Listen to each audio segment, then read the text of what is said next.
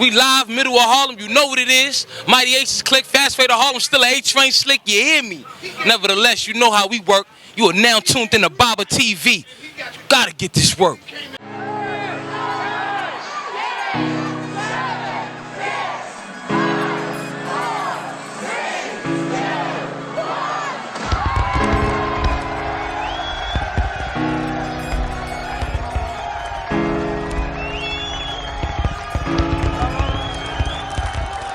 We out here bringing this knowledge to the people on the ground, not in a house where it's safe, not somewhere out of the range of people from different parts of the world.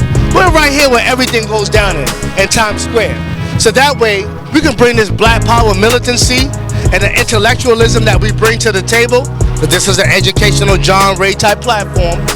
We can bring that to the people and come out here where everybody in the world comes to gauge the perspective of people, especially as it pertains to black people and our plight for justice. Let's go. Peace and black power. We out here in Times Square. We right here in what is called the center of the universe because everybody comes here from everywhere. Now, we want to test the temperature of the people. A lot is going on in this country. A lot is going down. And we have to pay close attention to these things because what is happening is not just cause. What it is a machination, or what that means basically for those who don't know, it's an agenda, okay? It is blueprinted, it is thought out, okay? And it is put the way that it is for a reason. I want to ask you, brother, because we've been talking about a lot of different things, but specifically the brother, Joe McKnight, okay? Played for the Chiefs at one point. Also played for the New York Jets. We're right here in New York. Okay, was an activist in this community. Lived in Louisiana, one of the most two top racist states, but that and West Virginia in the whole country. We wanted to know your perspective on the white person that shot him, that stood over him when he apologized. Okay, because it was supposed to be some road rage incident. And stood over him and shot him and said, I told you not to fuck with me. And then he was brought to the police precinct. They didn't see a judge, didn't talk to a DA, information wasn't evaluated, but he was let go. I want you to speak to that, and do you see this as something that we should look at as a threat? Because it's been a consistent narrative, especially with Trump coming into office. What is your views and perspective on that as a person from the hood? Well, I definitely feel like it's a threat, first and foremost. Secondly, I feel like the system was designed against us as black people. So, of course, it's going to always go in the favor of the white man. That's just my opinion. You know what I mean? Do I think it has something to do with this being a black man, making millions of dollars, living the dream life, the American dream, and the white man probably was struggling doing what he was doing? He probably was just a registered gun owner. Who knows? But I'm pretty sure when that man stood over that man and looked at him and killed him dead, he knew exactly who he was shooting. So yes, I think it was hate behind that. Do I think so? Yes, it was a lot of hate behind that. You know what I'm saying? And like I said, for him to go through the judicial system and not even see a judge, DA, attorney, anything, and just walk out. If that was me, if that was you, they would have hung us. Without even seeing a judge, we would have never got out. We would have never seen a day of light. Because the system is designed against us. Why is it okay for me to shoot you dead and I get life, but if somebody, light-skinned or white, shoot you dead, they can walk away? I don't know. It's a lot of questions that need to be answered. But we ain't never going to really see no justice in America, man, in my opinion. That's a fact. You know, the things that we're dealing with is not new. No, only thing it is a revision of the white resentment, the white rage, the white man's burden. And there's nothing new under the sun. History only repeats itself. The universe is everything is centripetal. So everything happens in cycles. So that which you're seeing, there's nothing new under the sun, and that what you're seeing again. I always tell our people the best way to really arm ourselves is not just with a gun, but if we have to have a gun, and we should, learn the art of shooting and self-defense, is to have an ideology behind it. See, what we don't have and what has been lacking on our behalf and what they're fighting against, and I can prove, is a sense of nationalism. See, nationalism means you put your people first. For black people to have a sense, white people, please, come over here. We want to talk to white folks. We want to see how much of a cracker you crackers are. I have to be militant, okay? Because this is my spirit, okay? We're not in a position on this platform to have to acquiesce to certain kind of things of political correctness. There's no political correctness. You have the rise of the alt-right group who said, "Hail Trump." Trump's father, a KKK member, who caused a discrepancy and a riot between him, his movement, and the New York police here. No political background. He's not a lawyer of the Constitution. He has never been a mayor, a city council, nothing. He's an entertainment and a person that has many bankrupt issues and had to file for Chapter 11 and Chapter 7 many times as your president. But this speaks to a lot of things that we need to pay attention to. White resentment. And this doesn't mean that I know some good white folks. And a lot of our people, we get caught up in that. Timothy's cool. I work out in the gym with him, so I don't got to fight for liberation. We need to get out of that mentality. Because you have 2 or 3 good white folks, even though they're the minority on the planet, they're the majority here in England, and they're trying to utilize their little so-called thrones in the world to make sure that their self-preservation takes place. And in order for that to take place, our depopulation has to take place. A lot of people don't understand the nature and the understanding of what white supremacy is and why it is an institution. You see what I'm saying? So Trump coming into office, I look at it like this. White folks, and tell me if you agree, because I'm going somewhere with everything that I'm saying, because it's leading up to a perspective. White folks, they hate us. Not every single one, but enough of them hate us. And you know why? Them hating us works into the perspective of their own self-preservation. See, a lot of us, we don't hate our opposition. And tell me if you agree. We don't hate or disagree with our enemy. We look for excuses to try to basically forgive them or blame ourselves for the situations that we're in. I want you to talk, because you Crippin', right? And now I'm a Panther. Black, well, you know what I'm saying? I'm not a rank and file member no more, but everybody who know me that at Sankofa went through different schools of thought, and as a Black Panther, I still rep that, because I understand the 9 local objectives, the 10-point platform, and the whole collective objective of liberation, which is definitely needed. The C.R.I.P.S, Community Revolution Inter-Party Circle Services, and other names over the years. Yes. You being a Crip, you having to know this knowledge of the Panther Party, do you think the information that they conveyed then is more prevalent now? You know what I'm saying? Because of what we're facing, and what is it that black people need to incorporate, even if you are so-called banging, that would help to liberate us? The question is this. The Panther Party, we know that a lot of people rose from the ashes of the Panther Party, the blood and the Crip. Do you see more value in the Panthers' information, not just them, but black liberation ideology in general? And then what is it that we must incorporate as a people to defend ourselves and to become liberated? The first things first is unity.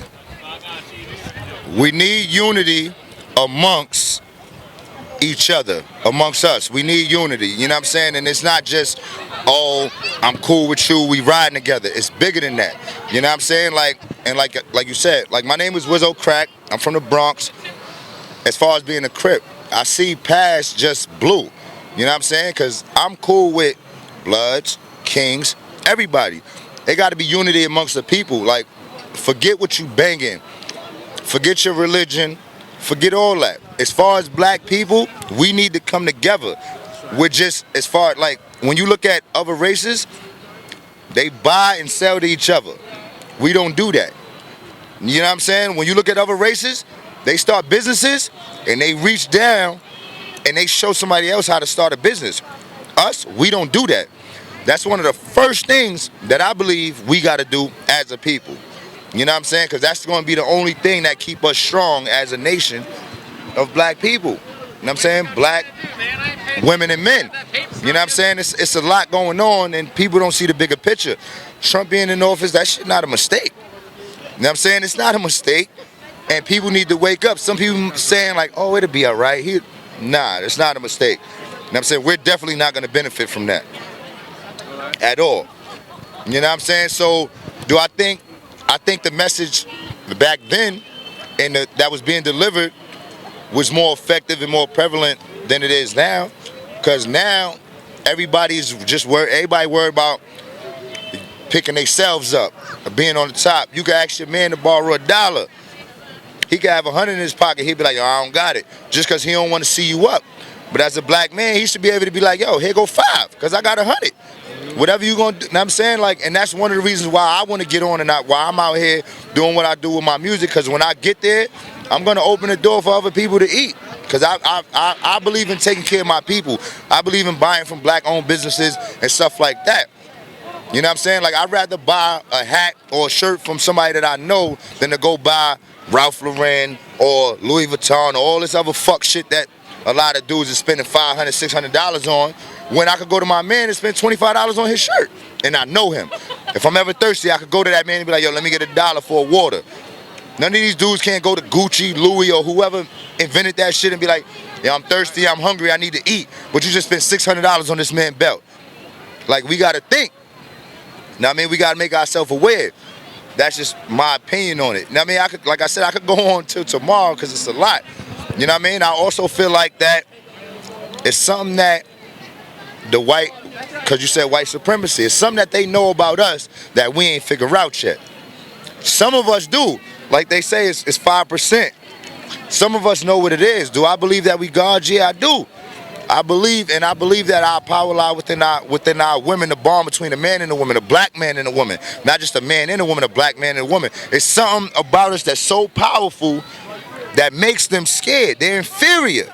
And this is why they try to keep us down and keep us shackled and keep us as slaves mentally. You feel me? Like, it's bigger than, you know what I mean? Because slavery still exists.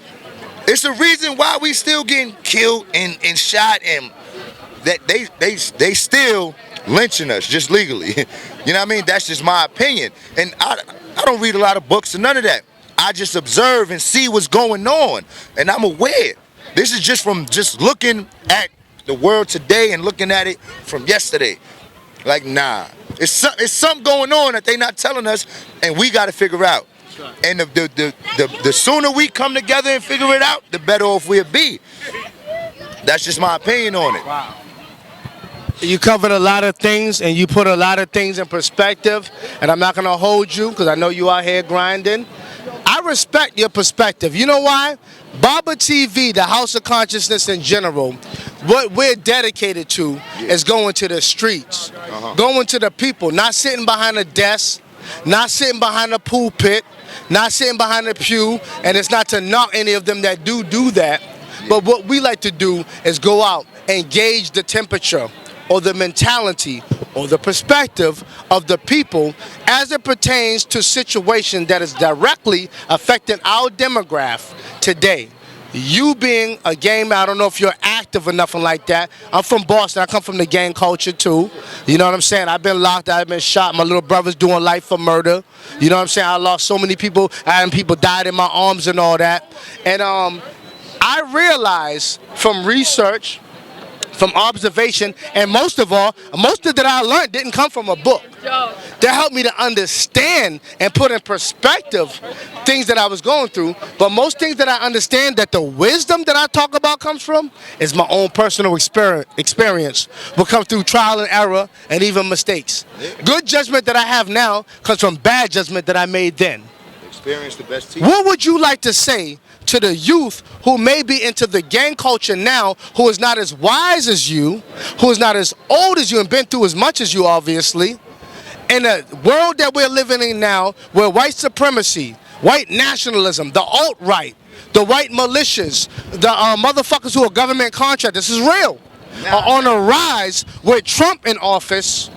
what would be the message that you want to say to the young soldiers out there? If you could say anything to them, what would you say to them that is something powerful that would resonate in them, that would make them change their perspective without dropping their flag, but to become a revolutionary in where they stand? It's like this, right? You got to think about it like this. It's us against them as black people. So it's bigger than the color and all that. It's bigger than your hood. It's bigger than what you bang. Think about it like this. How you going to win a war if you killing soldiers in your army? And when I say that, I'm talking about black people. The black people that you shooting down, gunning down, are the soldiers in your army. Because you got to be smart about this and realize what's going on. Look at the news.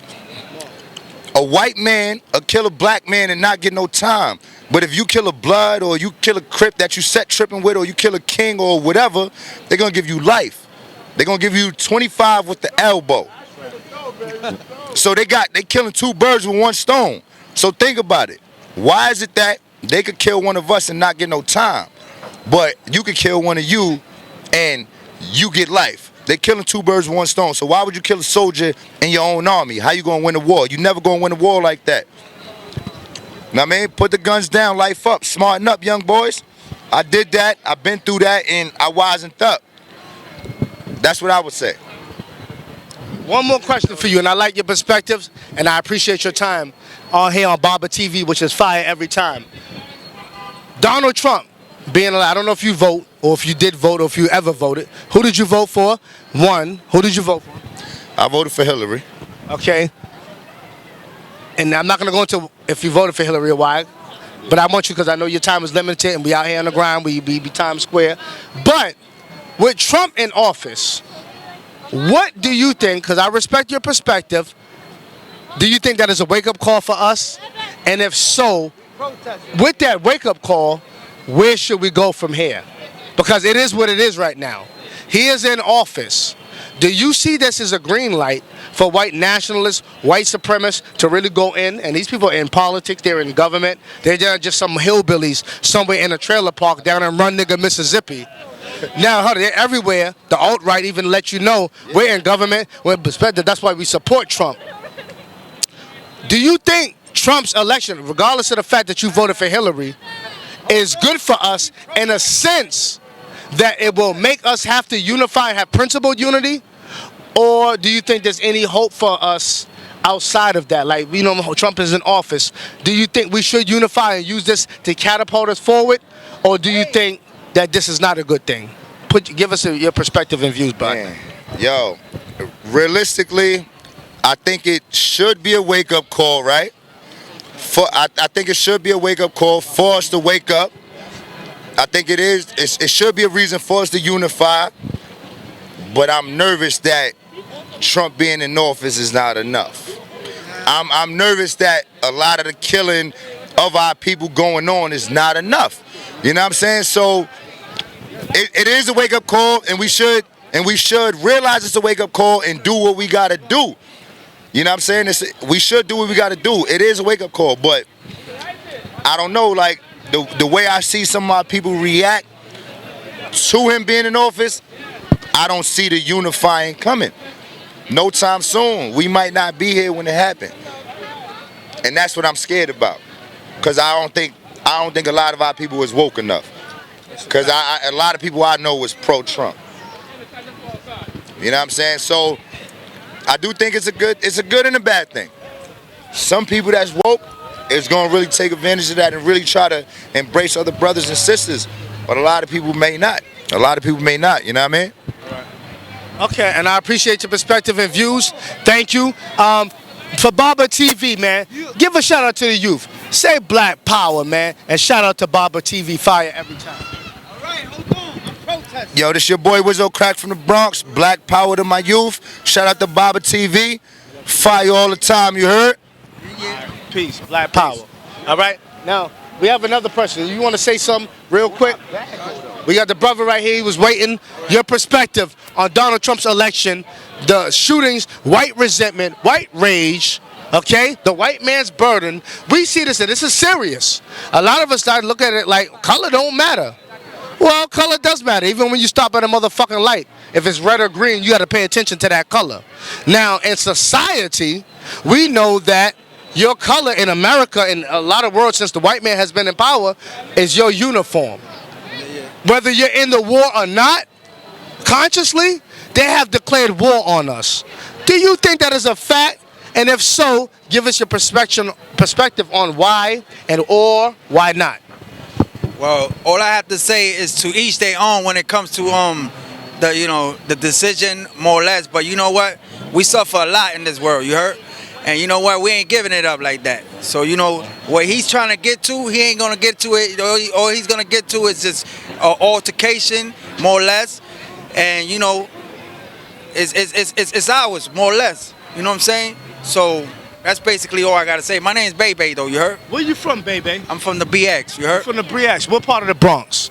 I'm from the real side, you heard? Okay, the real side. Now, Bronx has a lot of history, especially with the Latino. I'm gonna let you go, but you have the young lords, people who were big partners and brothers. You know what I'm saying? In the struggle with the Panther Party and other revolutionary and nationalist organizations. You know what I'm saying? There was a group, the Young Lords. They started in Chicago. The New York cats went out there. They started off out here and brought a chapter here and became one of the strongest. They're known for shooting some Congress people up. Back in the 70s, they went into the Statue of Liberty, took over that, had the Boricua, Puerto Rican flag up in the Statue of Liberty. If you don't know about this, look this up. You know what I'm saying? I'm going somewhere with the point too. See, they knew about the injustice, the political, the social, the economic injustice. We can talk about the spiritual and the psychological, but they was dealing with things on the ground in which we kind of suffer from directly in our communities. Is impoverishment, the injustice, the disproportionate representation of us and our plight. See, I respect the Young Lords and the Panther unity because it represented black and brown unity. I don't know if you know about that history. And if so, tell us why, because you dropped your perspective, but tell us why black and brown unity is important, especially under the Trump administration. You know why? Because we all human. We all fall as ones. And in that sense, you know, like, this is how they treated us from the first get-go. You know, we got to go to work, and they go on vacation. So now, we need to go to vacation, and they go to work, more or less. That's all I got to say, though. But I got to go, brother. My name is Bebe, like I said. Keep it going. Peace and harmony. That's it.